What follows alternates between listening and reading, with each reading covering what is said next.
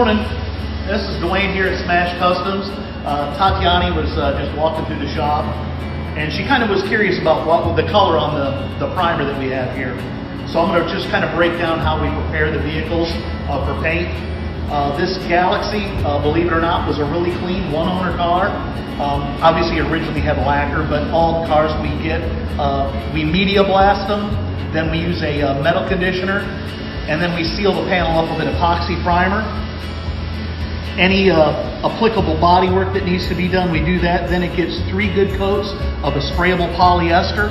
That gets blocked down. We start with a 120 grit and finish in 180.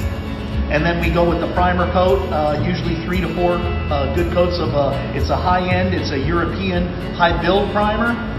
It's tintable up to 30% grade, which is kind of how we got this funny turquoise blue. I tinted it with 30% blue just to give it a little bit of depth when we're putting the base coat on. Start blocking it with 180, and I'm going to finish in 600 grit, and then the car really would be ready for paint.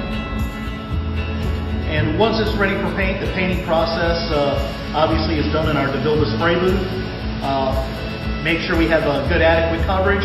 When you have a uniform, all the primer, the whole body, everything will be the same color, so it'll be a uniform. We put 3 nice coats of a European clear.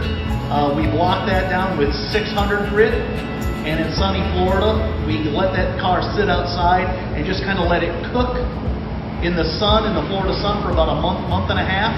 Then we re-prep the vehicle back up and come in and put another 2 more solid coats of clear on. And if it needs any nibbing or polishing, then we do that. But that leaves for a really, really deep, rich paint job. Have a good day.